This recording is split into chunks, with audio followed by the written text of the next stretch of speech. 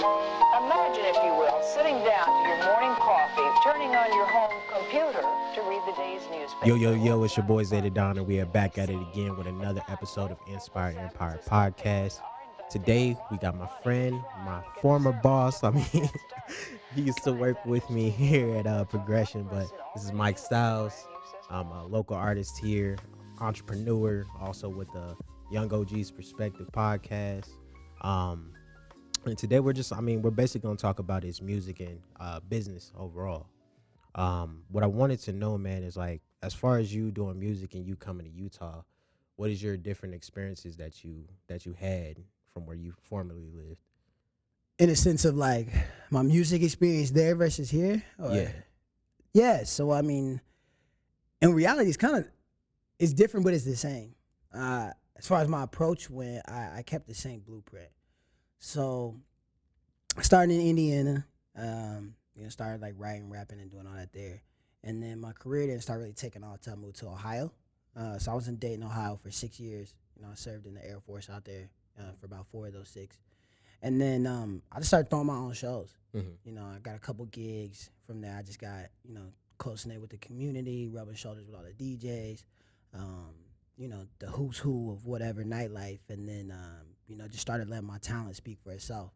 People started reading like, yo, this guy can rap. Like, he can really, like, entertain for real. Like, yo, he's captivating on stage. The music kind of caught up to that after a while. So I took that formula, and then came here. And when I came here, I was like, oh, I'm going to just do the same thing I did back in Dayton. And I was like, all right, so let's start hitting the clubs. You hit the club, and then you start to know everybody from the front door to the back of house. Yeah. Like, that's what a lot of people don't really realize. Like, that security guy, probably the most important person you meet initially. Like, if you can't get in the door, like, you can't do anything. Right. So, I get tight with security. Yo, what's up? What's your name? Cool, I'm Mike. Nice to meet you, dog. I'm an artist out here. I'm going to see you a lot, so I'm going to be out and about. You know what I'm saying? And just kind of show that love. And then, once you do that, you get the hostess, the person checking your ID and everything. So you get tight with them. And at the point, you don't even get carded when you go in the club no more. Now it's like, yo, you just skipping the line everywhere you go. Mm-hmm. You take care of that bartender, what I'm saying? You order a couple drinks, give him a nice tip, what I'm saying? Make sure you know him by name. And then from there, you go over to the DJ booth and you just, kind of figure your way out and get into there. And you get to know the waitresses. And then from there, you're kind of known in an establishment, right? So that's really the same experience in both places, which I'm blessed to have that. And, just a testament to my talent, overall, and like hard work and determination. Right. And then, but as far as experience-wise, like just how I was treated, I mean, out here, like, I guess it's the same too. Like, people just get used to you. Right. See, because, like, the thing with it out here is, like, for me, because I grew up in Missouri, and it's, like, a bigger city. Yeah. So, like, networking out there is a little hard. You got to drive, like, long distances. But out here, you could just, it's a short distance to drive everywhere. And when you do get to the clubs and everything like that, people just show you love in general. That's just how it is out here. Right. So, like, networking out here, for me, even I didn't even do music really like that. And I was still, like, getting love from everybody. You know what I'm saying? Yeah. So, but as far as music, man, like, did you catch yourself, like, changing your sound at all? It grew. Yeah, because, like, from Midwest, because, like, I know in Missouri, we kind of got, like, a different sound from, like, when you come over here to the West Coast. So, like, did you ever, like, change your sound at all? Well, yeah, I have to say, I think everyone does, right? Like, you stay true to yourself, but you want your music to evolve. So I'd say initially heavy on, like, my influence, big was, like, Drake. Like, that's who I kind of, looked like, light skinned, you know what I'm saying? I'm from a town that nobody knows. He's from Toronto, Canada. Ain't nobody from there. So I kind of really related my story to him. So naturally, we had some of the same subject matter. And you develop your delivery from somewhere. Right. And then from there, I just started really understanding, like, how to, create a flow. Right. And how to do different dynamics. And, I kind of got that from multiple artists, like Wayne, Hove, Ice Cube, heavy West Coast influence, Snoop, so a lot of those guys kind of influenced, my sound as far as, like, how I can switch a flow. And I think that's what's the main thing with me is, like, you can listen to 25 of my songs in a row, chances are you're not going to hear the same flow. Right. And that's kind of where my name comes from. Styles, it's like, what is that? Like, the fashion. I used to freestyle coming up, and now I'm so versatile. I got so many styles I can bring to the table, and that's really, like where all that comes from, I should say. I feel you. I feel you. So, with you doing music and what I'm saying, you doing podcasts, I mean, how do you take just all that? Like, does it become overwhelming? Cause like, yeah, you can ask my girl because she Right. hear about it. Right. Yeah, it at times, Mm-hmm. but that comes down to time management, which is not easy. The more and more things you take on your plate, the more and more you have to account for, how you use your time. So, between the pod and music, they just go hand in hand. Like this to me, making time for, to come sit down with you. We've been trying to do this for a minute. Right. But it's being open with communication and being like, man, if we got to reschedule 10 times, like, I'm cool with that. Yeah. I just rather not come up here and give you some, bullshit ass interview exactly. because I'm just trying to fit it into a day that don't make sense. So yeah, I mean, you just kind of manage your time. You figure it all out. You roll with the punches. You take breaks when you need to take breaks. That's Right. very important. Rest when you need to rest. Like, listen to your body. And then, vent about your stresses. Right. Find whatever that outlet is to keep you even keel. Right. Because if not, that's when it really gets to you. Like, when you let shit just go too long and bottle itself up and, all of that different stuff. And then it can get overwhelming and boil over. So. Right. The reason why I asked is like, so when you were doing music or anything like business oriented, like even with podcasting, did you feel like, man, this shit ain't gonna work? No. Never thought it. Never No, thought I at think all. it was more or less, I questioned, like, how the fuck we gonna do this? It wasn't like, is it gonna work? It was like, man, how is it gonna work? Yeah. You might look to your left and be like, oh, I got a paper clip, some lint, and $12 in my pocket, bills to pay. Right. I'm trying to hit the club, so I need at least one brewski. Right. And you're just like, I could do this, but I'm like, how? With what I got. So it wasn't a matter of if, it was a matter of just how. So like my first year doing this, cause like just with podcasting, I didn't know what to get from it. So I'm like, all right, yeah, I'm gonna try this out. And it was a hit. Like my first season, I'm like, all right, cool, this is cool. This is my second one. I'm like, everything going wrong. I'm like, hold on now. Like, wait a minute. Like, you know what I'm saying? It's like a full-time job at this point. So it's like me and E, I mean, we be going like, dang, like what's going on this season? Like, so I'm more learning. It's not like I'm doubting myself. I'm just like, man, what the heck is going on? So I'm like, all right, I got to learn how to do this better. Like how you were saying, communicate better. I got to learn how to manage my time because I got a kid.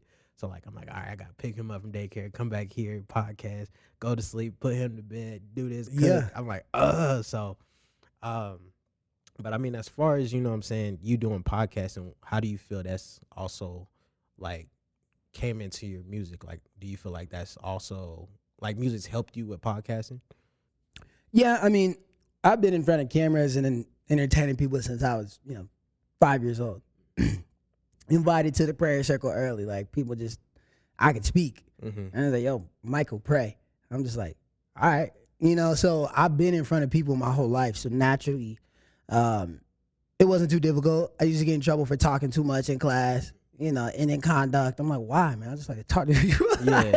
Wouldn't shut up. So naturally, coming from entertaining people and then making music and writing and being on stage, sitting down and talking to people about things I love, it kind of came naturally.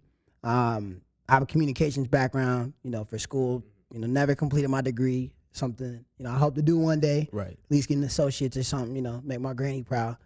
But yeah, media journalism, did all of that.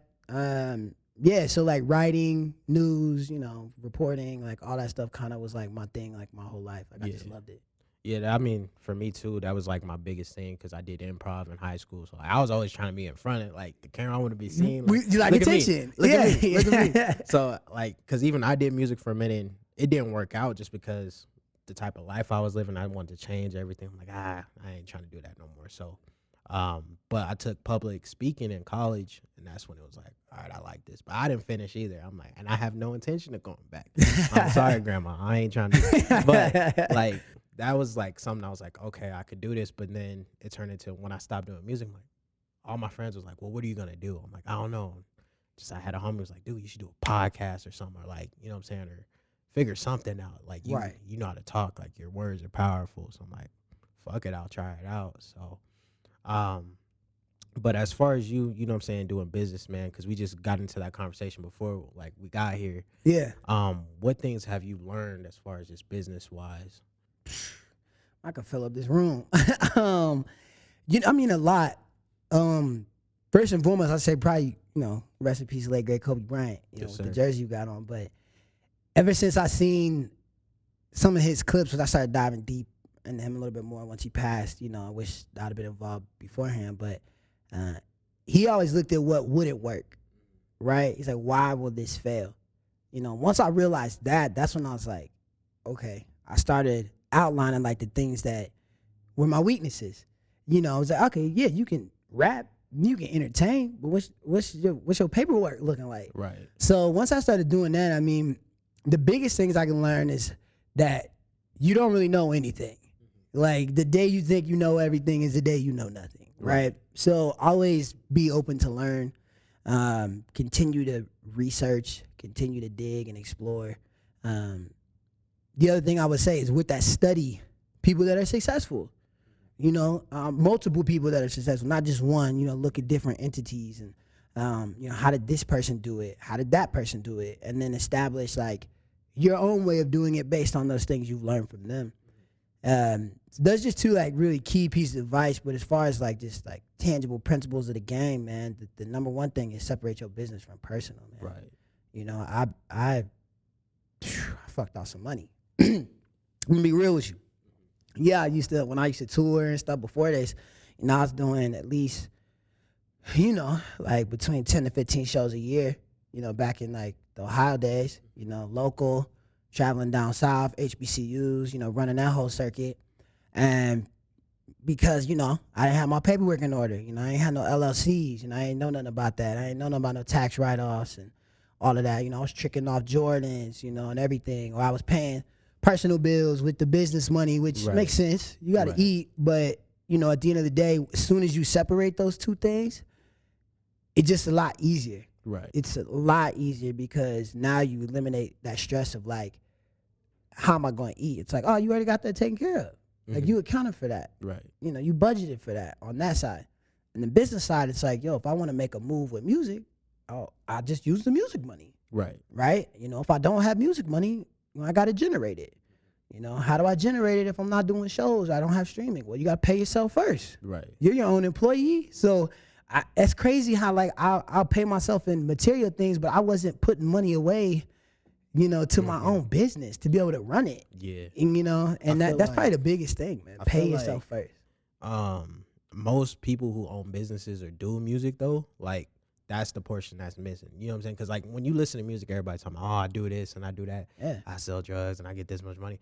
But like a lot of rappers, they've run out of it because it's like they're not paying themselves. Like, you know what I'm saying? You can't keep selling drugs and doing music. Like it's gonna catch up to you. Oh yeah. You know what I'm saying? So once the business side come in, because like I've heard like you see them spending money, but you don't see where the money's coming from. It's just something that they keep under wraps. You know what I'm saying? So like I'm just now learning. I'm only 26. I'm like, damn, I should have got an LLC like 2 years ago. God damn, like Who you tell? you know what I'm saying? Because that's like it's kind of like something you could pass down, like financial freedom. You know what I'm saying? Just like generational wealth is what they call it, right? Yeah. Yeah. Just through that, you know what I'm saying? Just passing out game to like your kids and stuff like that with an LLC. You know what I'm saying? Yeah. And a lot of people don't do it, especially in the black community.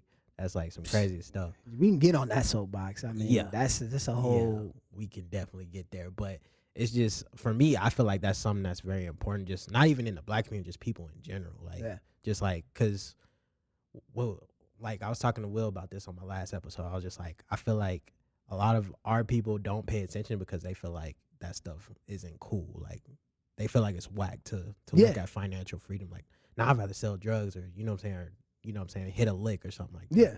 Instead of just researching and just doing it the easier way. Right. You know what I'm saying? And I mean that like I said, that's a whole laundry list of reasons why, public schooling, education systems, looking at, your parents who probably, were single parents who didn't have a joint household with joint income, you know, who didn't know how to do money because their parents ain't know how to do money. And then you could go back to, you know, all kinds of shit, man. You know, prison for profit, mass incarceration, like whatever you want to do. Like all of it comes down to why we're in these situations. But, you know, making wealth cool is, you know, what I'm trying to do. I think what we're all trying to do is like educate each other and try to get away from, as I sit here with, you know, a shiny chain on, you know, understanding where that comes from. Like this, to say this 18 karat gold plated, like I ain't never faked the funk. You know, I'm gonna be 1,000 with it, but it's fly, so I'm a rocket. You know, but I earned it. You know, through business and things like that. You know, but at the end of the day, you know, there's stocks, there's investment. Like, you know, my grandmother's selling her house, and I'm considering buying it rather than her sell it to some random, you know, person. Quite frankly, back to the white man. Like, you know, she worked 30 years to get some land, a little 1.5 acre piece of land. And what do we look like letting that go back to someone else rather than keeping that in our family, letting that accrue wealth over time?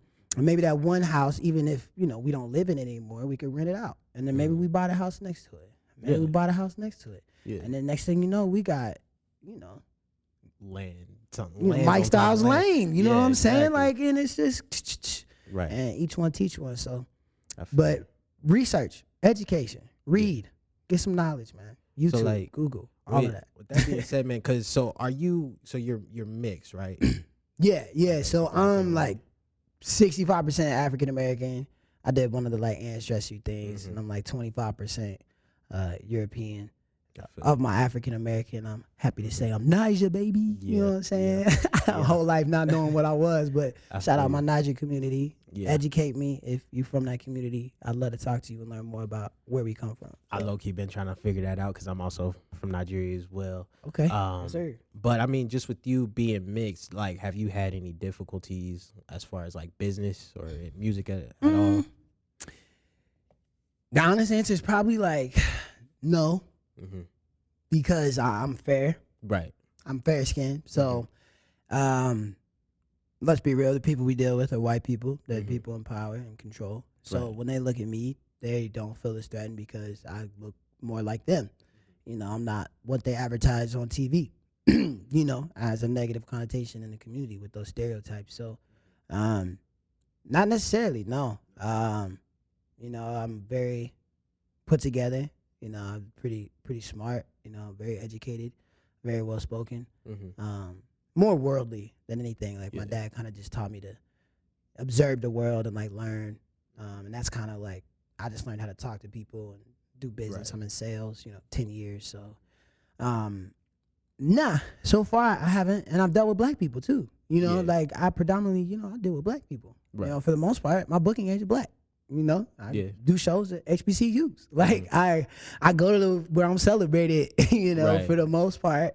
And, you know, that's no shade to any other demographic that wants to work with me, you know, because I Muslim friends, you know, white friends, Hispanic friends, you know. Everything. Utah, you gotta, it's a melting pot here, you know, my polys, what's up, you know. But now I personally haven't ran into that yet. Maybe I'm not on a high enough platform, or I'm just asking. I mean, once I'm about to start getting into it, so I'm wondering if you went through it because I know I might, but then again, I've been out here for so long, bro. I can adapt. Like, so it's just like whatever to me. So and I just quite frankly don't give a fuck. Like if I get in a position where I gotta, you know, say how I feel, like you know, I don't really care. Like my shirt, Willie Nelson, bro. It says, for all the girls who loved me before, you know, it's like, fuck you, bro. Like, whatever.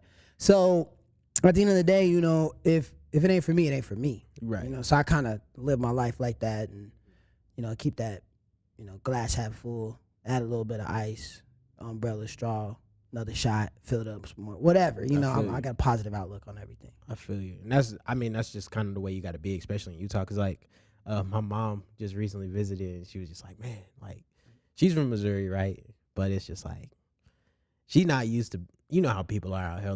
They'll like go out of their way to like say hello to you.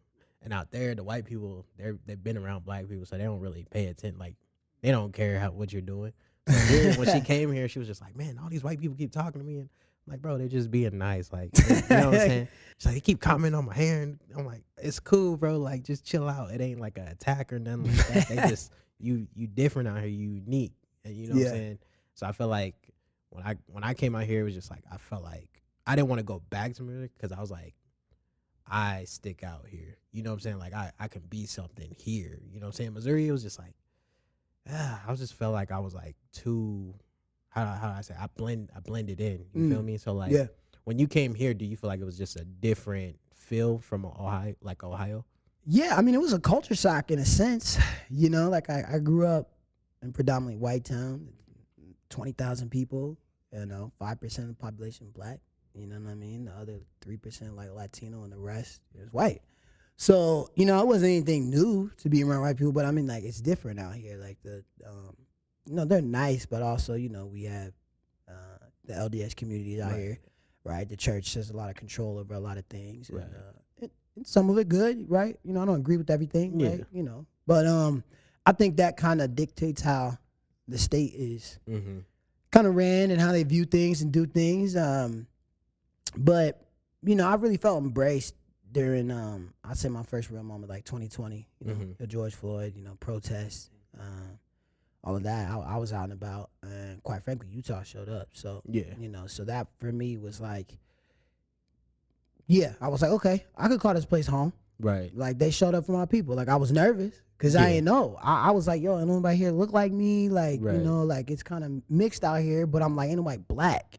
Ain't like, I don't know nobody. Right. So I didn't know how to vent my frustrations and things. And then, I got out and really protested, and it kind of it felt good, to see people that didn't look like me care about, my rights, right. And how I'm supposed to be treated, and, things that people before us fought for, and for us to be in a position like this today. So the root of all this, you know what I'm saying? Obviously, it's a bigger conversation, but that's always very, very important to me, is like the movement of the culture, right? Proper representation, of African American culture, and making sure we keep our stories like alive, very well alive. So that's very important. Yeah, that I was at that protest too, and that was a crazy experience for me too, cause like I think I saw you. Yeah, I was there. At the time my girl was pregnant, so like she didn't even know she was pregnant. We just over there marching, and bro, it was crazy because like we were walking up that hill to the Capitol, and like white people passing waters out to people, and like I was like mind blown, because I was like, you would think they'd be like, what the fuck are you guys doing out here? But they were like clapping and supporting. Like, crazy. Like so I was like, wow. But Utah's like a liberal. The liberal area, I would say, right? Because it's a lot of younger people, a lot of more people that's more hip to what's going on. When you get to Provo and all that, that's when it turns a little different. Right. Heard. Yeah, it turns a little different. But I mean, at the same time, I like it here, man. I don't think I'll ever leave, to be honest. I like it. I've been here 4 years. And yeah. It's been some of the best experiences of my life. Yeah. Fortitude to me, opportunities I ain't had back home. So who am I to hate on that? Exactly. So. But yeah, I think there's some great people here. There's obviously gonna be bad apples everywhere you go. But yeah, I like it here. It's cool. As far as, what I'm saying, culture wise, how do you feel like Utah, like what do you feel like the music is doing in Utah? Like, do you feel like it's something, because I feel like Utah is kind of like a hidden gem in a way. You feel me? Like, there's a lot of talent here, but you just can't, like, I don't know if it's a crab in a bucket feel, or if it's just like people don't want to come here. Like, what do you feel like Utah needs to get over that hump? Me. I say that, humbly and respectfully, because, I have a lot of peers in this that I respect and that I work with, and, they all know who they are. But they just need someone who's going to put themselves out there, like all the way out there, and say, like, this city's mine. And, like, quite frankly, I came here, I was embraced by Salt Lake. I got a good job out here. My homies looked out. When I went out, as we talked about earlier, and started touching the city and shaking hands, the energy was reciprocated. The self-belief is there. And, like, you need somebody who really cares about uplifting the city. That's not about it for, like, their own personal gain, I want to make history here. That's all I want out of it. I want to be the first guy to come out Salt Lake City in the hip hop scene that says like, yo, he had a #1 record on the radio. He had a Billboard chart topping single, or he opened the floodgates for the rest of these artists to get through. So that's what you need more of. You need somebody who's willing to like take charge. Right. And that's just what was kind of missing. Like, and the scenes come up in the time that I've been here, like heavy, from 4 years ago versus where it is now. Like by far the hip hop scene is doing a lot. And there's a lot of people playing parts in that. I really don't want to name drop because I know I'll forget some people and I don't want nobody feel some type of way. But we got boys out in Rose Park, doing things. Bobby B, man, Moon Gang, Venom Moon, my guys, trying to work with them. We got Per and Dan in the city, really doing some things big time. The females out here, Esther Rayna, my homegirl, right? Courtney Kelly rapping. We all kinds of things, and then I think that ties directly too into the fashion scene as well, because the fashion scene has uplifted the music scene, right? In such a way that like, bro, they have fashion shows and they have the rappers rapping at the fashion show, vice versa, and then I'm rocking the fashion gear at the hip hop show. So the community's getting very strong, and as long as people have confidence and want to keep supporting each other within our community of creatives as a whole in arts and culture. I think Salt Lake really does have a place, in the overall grand scheme of music. People just gotta want it. Right.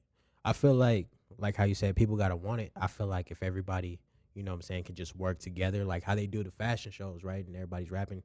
If everybody could just work together, I feel like everybody could make it out. But you have them people. I mean, with rap music comes the ego. Like you said, you want to be the first one. But if everybody could work together and, do it together, then I feel like everybody would. But even me, when I did music, I just sent so much egos, and like even working with other artists, if you do better than someone else on their song, they gonna try to outdo you, and then they might feel something. Like there's so much that goes into it. I just feel like if we could get everybody just on the same page, I mean, there's competition with everything you gonna do, right? Yeah.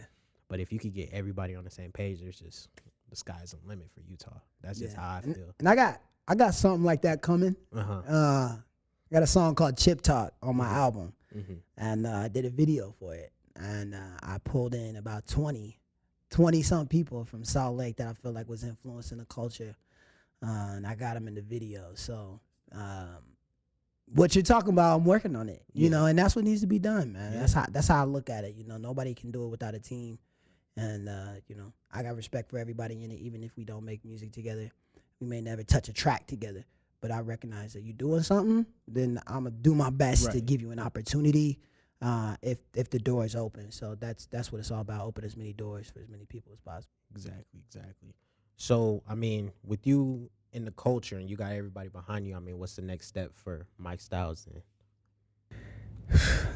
All-Star Weekend. All-Star Weekend 2023, man.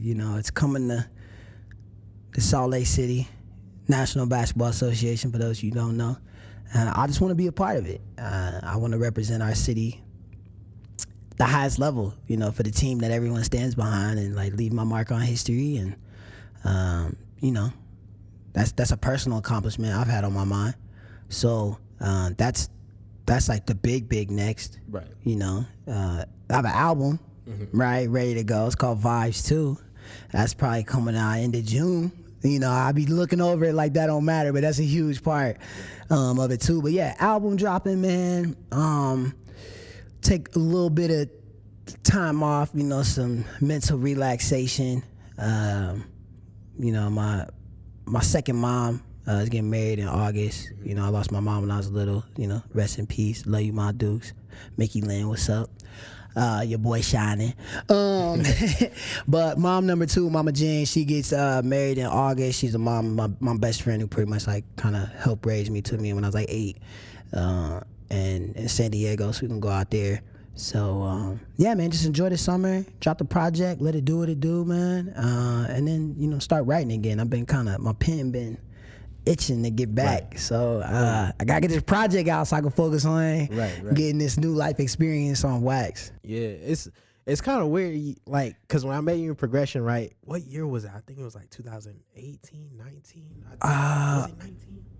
I was there for like 3.5 years. It's crazy. I think it was like 19. I think it was 19. Just meeting you, and I remember talking about music and stuff like that. So it's like it's kind of coming full circle. I even remember you telling like the story about your mom passing. You had a friend. That's how you got the job at Progression, right? Yep. So it's crazy. It's just coming full circle. So like I'm just going down memory lane. Shout out to Billy. Right. And then now got you on the pod, and we over here chatting about business, and you know what I'm saying, both of us coming up in the city and trying to figure things out. I mean, likewise for you, man. I ain't even gonna lie to you. Like when you left, I was like, damn, he's leaving? You know, because all I knew was Progression at the time, you know. I was like, but when you left, I was like, man, Zay, man. I was like, dang, I thought he was gonna be the one to be here for a minute. I tried. I was like, this one ain't it for me. I was like, I ain't feeling it. But to, you know, like you said, come full circle, we sit here today, and you know, all the paths that cross, you know, Tristan and Triskel Waters sitting here, you across doing pod, I'm doing pod, I'm rapping, you a dad, like, it's cool, man, it's awesome. So like, you know, you deserve your flowers just as much, man. So for sure, 100%. Sure. I feel like when I remember you showing me your music and just where you're at now, is just like how you're showing us the video of, you know what I'm saying, what you got going on. Yeah. That low-key gave me chills, because it was like, damn, I remember him like just sitting in the training room and he was training me, and I'm like, that shit's crazy. Just it's wild to see you sitting where you're at, and you know what I'm saying, growing and knowing about business, and you know what I'm saying, just leveling up. That's cool, man. Just black people in the community, seeing people do that shit's cool to me, man. Yeah, thank you. But I mean, just as far as life, man, like what do you feel like? Because I mean, obviously you got a dog, you know what I'm saying, you got a girl, you got the business going. What do you feel like is just going, like, as far as just music, life in general, what do you feel like is going to take you to the next step? You know what I'm saying? Besides All-Star Weekend, like, what else you feel like was just the next level for you? Financial backing.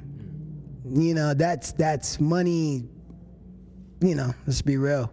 More money you can put behind something, then, you know, the further it can most likely go. So that's probably the biggest thing, man. I think everything else is really in order. I think I got a good handle on who I am as a man, as an artist, my sound and my music, you know, my target audience for the most part. I got a good idea of who likes to listen to my music. You know, obviously there's growth to expand. You know, I could hit that female audience a little harder. That's a big goal. But yeah, man, just financial backing, because like, you saw the video, like I got it. Like ain't no question that I ain't got it. Right. You know, so it's a matter of like just getting the right people to hear it. So I think continuing to push to get those proper opportunities of exposure and being very, very, very strategic with my appearances and how I use those, how I control the narrative, similar to like, you know, a LeBron or you know, a Drake, you know, Jay-Z, young Jack Harlow, how they're sitting down and they're telling their story before anyone else can say anything about them. And that's the most important part, I think, is continuing to control my narrative and tell my story and write it the way I want to write it. I feel you. Speaking on like just big names in general, I mean, you performed at what was supposed to be Rick Ross coming, right? What exactly happened with that scenario? You know, this is the second pod I've sat on since that show, and that question keeps coming up. You know, first and foremost, you know, shout out to Zeron Ventures and Springfest 22 for, you know, having me a part of that event. I know there's a lot of people out there that would have loved to have that opportunity that didn't get it. So I'm forever grateful for the opportunity. Unfortunately, my specific set, I can only speak on my experience.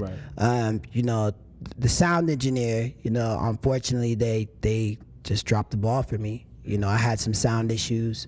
You know, there's a lot of feedback in my mic, which happens. Like, that's not a big deal. But then there was just delays on my monitors. So everything I was hearing, the crowd had already heard. Like, they already heard the track ahead of it. So I was like a half second behind. So it's kind of having like what they call like a galloping effect. So, you know, that was throwing me off. But at the end of the day, I mean, it was a learning experience. And that's all you can ask for, you know, is to be put in positions to where you can continue to learn. Like, you don't want it to go down like that. But at the end of the day, you know, I learned a lot of things. I went to Lovers and Friends Festival the following weekend, and they had similar issues. And these are guys in the industry for 20 years, you know, and they all kept performing. You know, I, you know, cut my first song and was like, quite frankly, bitching. Rightfully so, I was frustrated. You know, I'm human, and my emotions got the best of me and kind of threw me off. And it took everything for me to keep my composure and, you know, push through a set like that with things that were out of my control to give people what they paid money for. So I learned a lot, man. Like, you got to keep going. You can't let people see that frustration. And then also to get some in-ear monitors. Like, you know, that's something that, you know, the bigger artists on those bigger stages in those loud rooms, you know, if people don't know, those are like basically headphones that are inside your ear to where you can hear the track play. So, you know, that would have eliminated the delay in the monitors there. Now, if I'd have had a delay in my ears, it is what it is. I wouldn't have been able to tell because, you know, I'm just rapping, you know, unless I took them out. So, yeah, it kind of propelled me to want to get better in that aspect, you know, work with my team on signal cues, on how we can get to the sound engineers to fix whatever issues those are, but also keep my composure and continue to give a proper show and performance without showing people that, like, I'm frustrated or have issues. So, but overall, though, it was a dope show. Like, I mean, it was a great idea. You know, I've, you know, crossed paths with Ross before in the past, so it was a full circle moment for me. It was my first, you know, big paid gig in Utah, so that was another milestone because, like I said, I was touring before, you know, doing, you know, shows for a couple racks on a regular. So, you know, I have nothing bad really to say about it. It's just a great learning experience, and, you know, hopefully, you know, when Fall Fest comes around, you know, I know they're gonna still be looking to put on another big production. So if everyone's out here writing them off, you know, I'm here to, you know, help them continue to right that ship. So, you know, like you said, the first time around with season 1, everything went great. Yeah. Season 2, you feel like it's not. For them, you know, season 1, you know, it's a little rocky for them. But, you know, season 2, we hope to learn from all, you know, the shortcomings and, you know, give Utah the festival that they deserve. And, you know, have faith that, you know, will happen. And if, you know, if I'm blessed enough to be a part of it and asked to come back, you know, I'd love to have that conversation. I feel you. So I always wonder, because I've been at concerts where that has happened. Is that more on the promoter or the artist? Neither. You know, in this case, like I said, it was a sound engineer. Like, you know, the promoter has nothing to do with the guy doing his job. Like, you know, you hired the right people. You know, these guys are some of the best.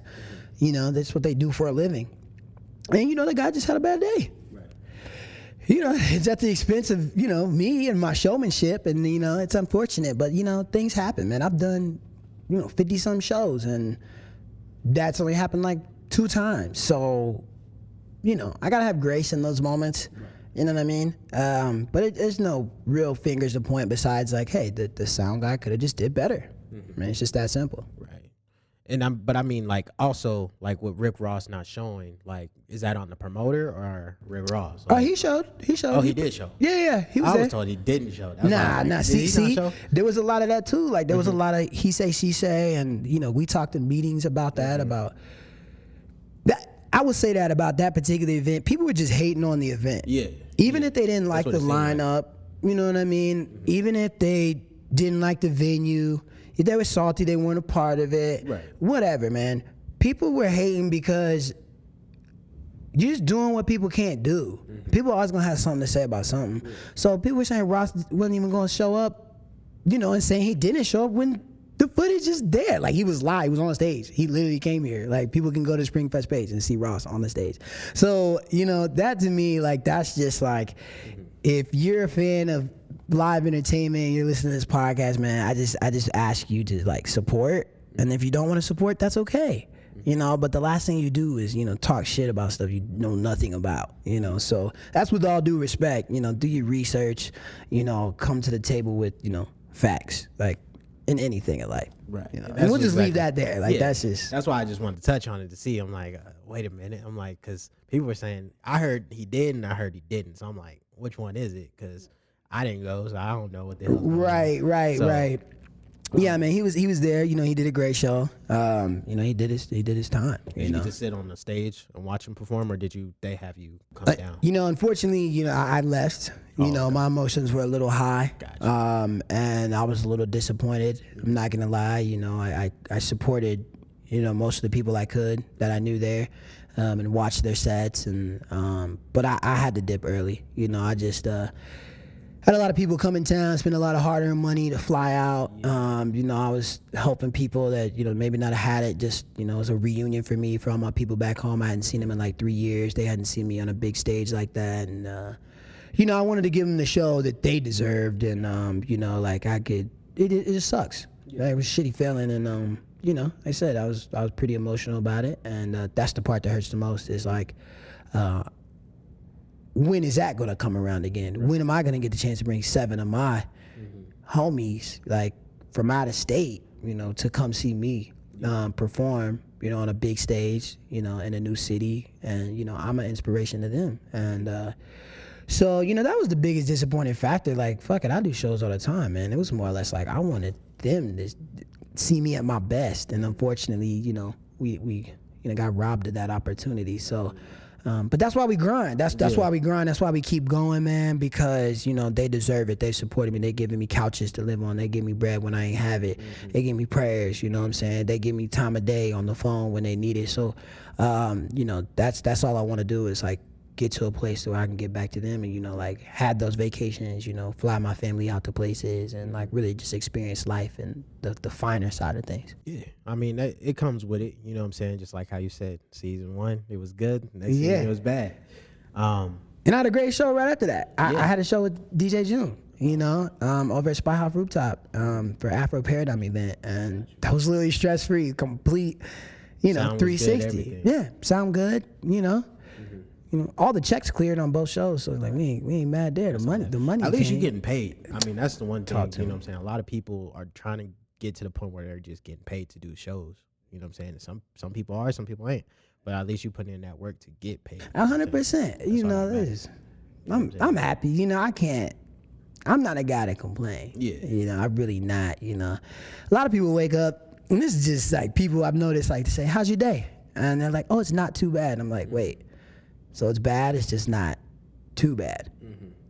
Nah, is your day good? Like, is it well? Is it great? You know? So me, it's like, I say, like, oh, I could complain, but I don't. Yeah. That's literally my saying now. It's like, how's your day? I'm like, I could complain, but it's not worth it. Yeah. You know, so life's good, man. Life's good. I feel you. That's like one of my biggest things, though, too. Like, when people ask you how your day's going, I normally don't say it's good or bad. I'm just like, it's going.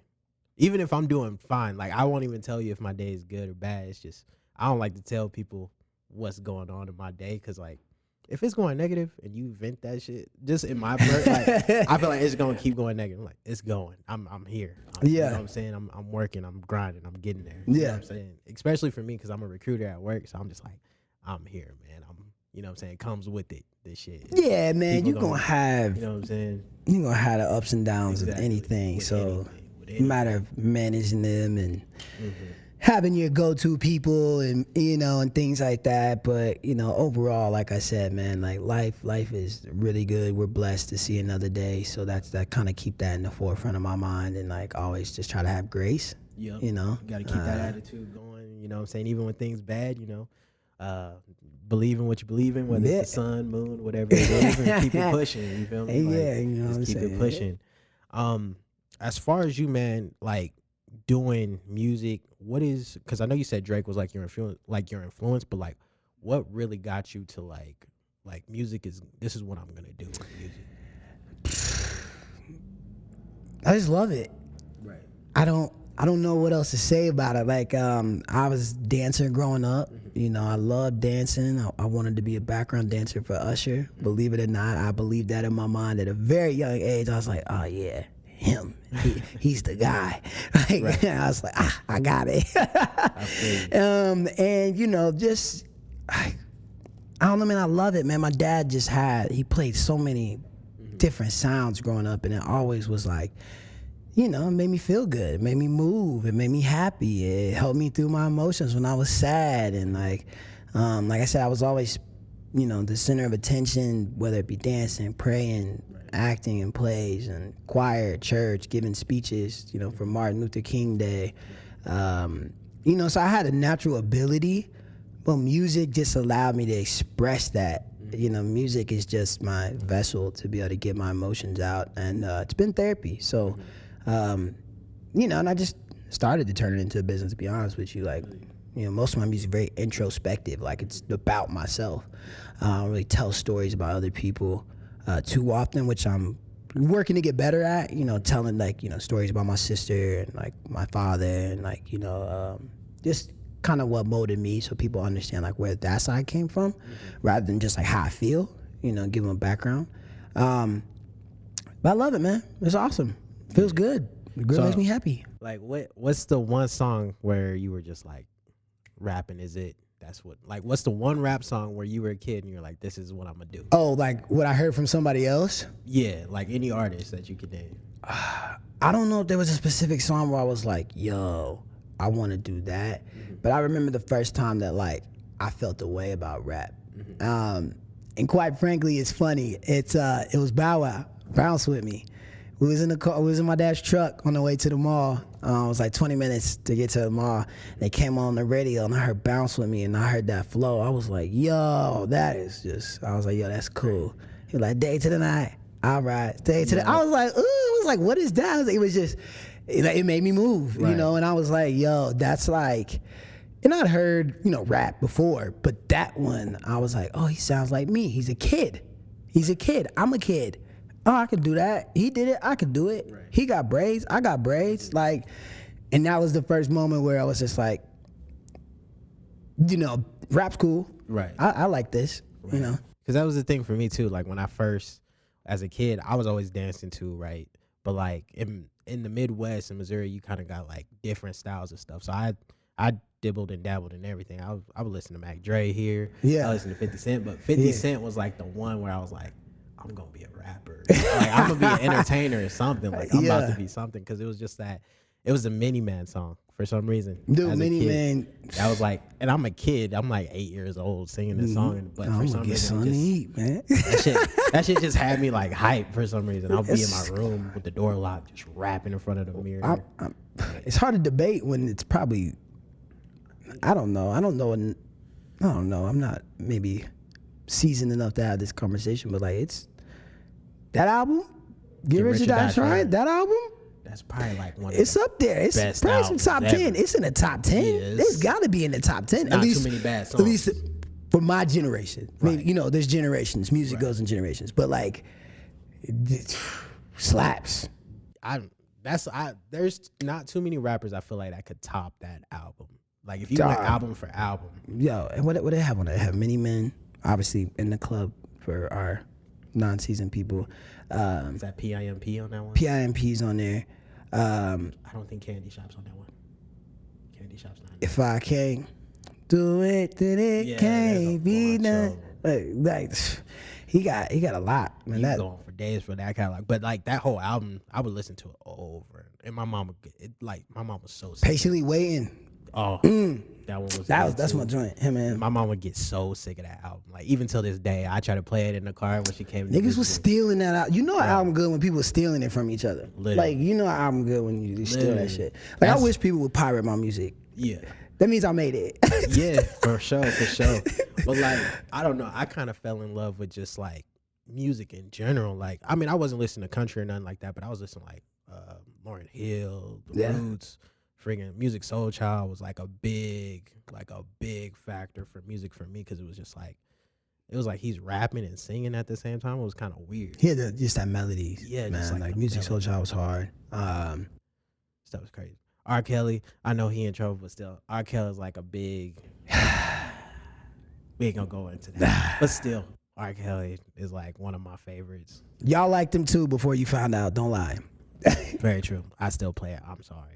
But yeah. Hey, teach out. Yeah. I try. I feel like if anybody went in the verses against him, only person who could probably beat him is MJ.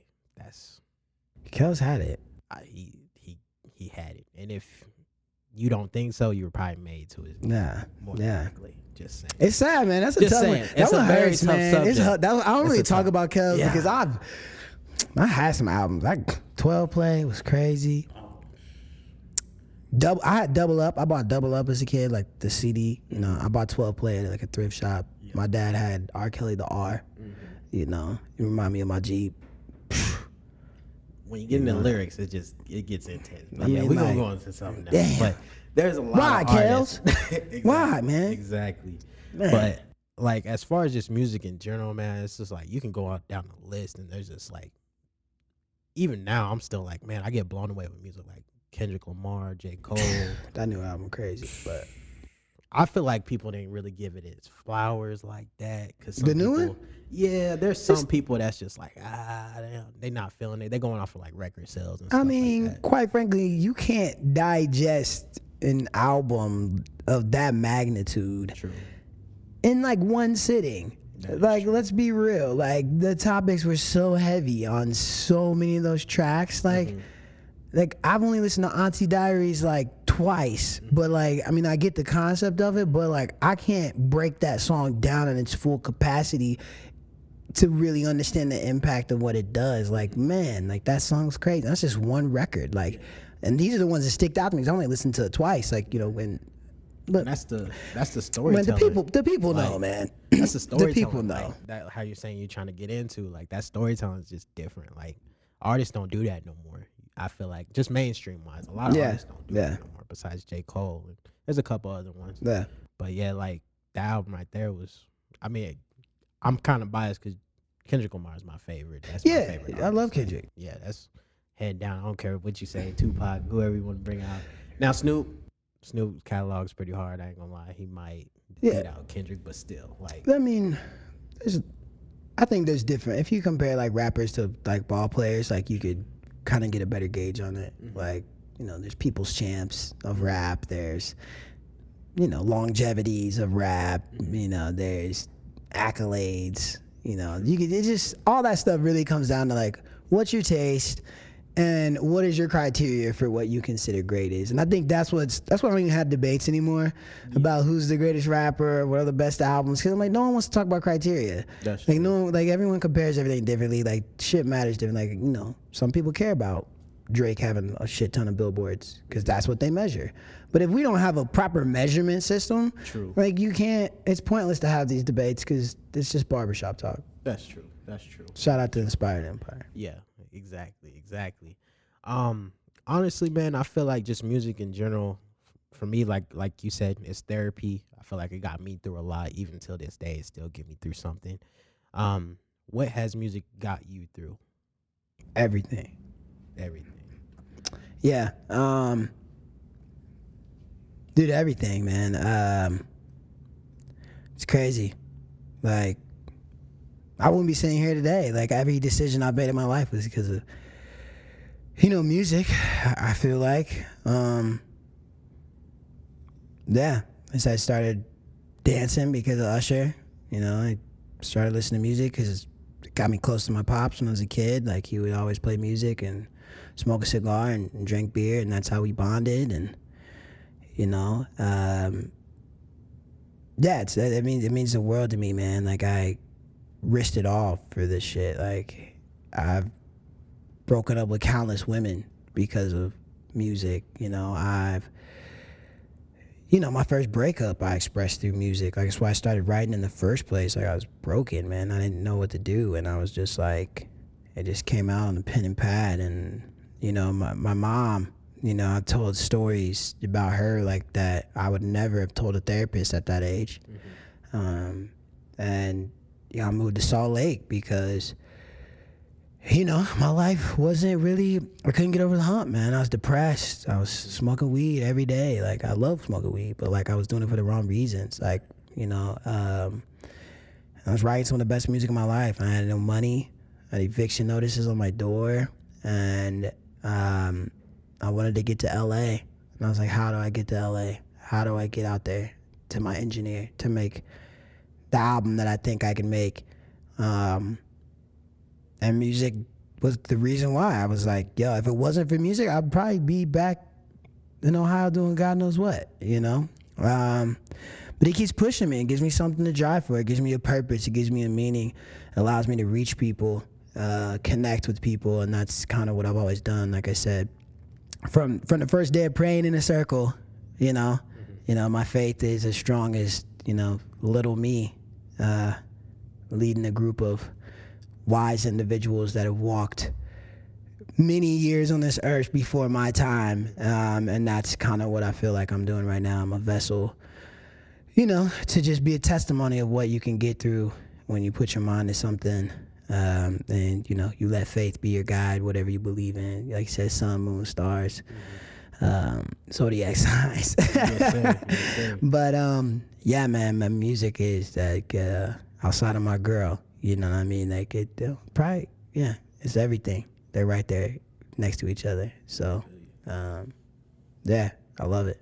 I feel you. So, I mean, what is something, because I always ask people this at the end. Yeah. What is something that you want people to take from this pod?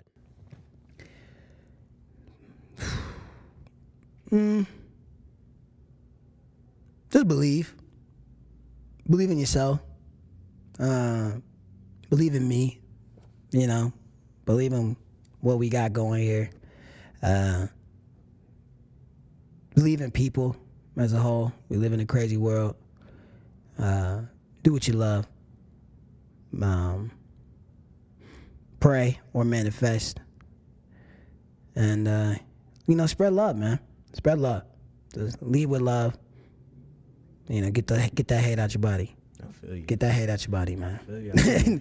That's what it's all about. Where can people find you? Where can they find your album? Let them know what your Instagram is. Yeah, man. MikeStyles checking in with you live on Inspired Empire podcast with my boy Donze. You can follow me on all platforms at Style Like Mike. On all streaming platforms. New album Vibes 2 coming to you end of June. Rooftop Conversations, first single out now. Catch me on the Young OG Perspective. Catch me in your city, man. Watch your girl, because she might pull out them titties. Hold up. We out. Hopefully not mine. Hey, man, that is our pod for the day, man. I definitely enjoyed the session. Like I said, it came full circle. I used to work with this man, and now he's over here doing big things for music. Hey, but that's all we got for you guys today. See you guys next week. Church. Yes, sir.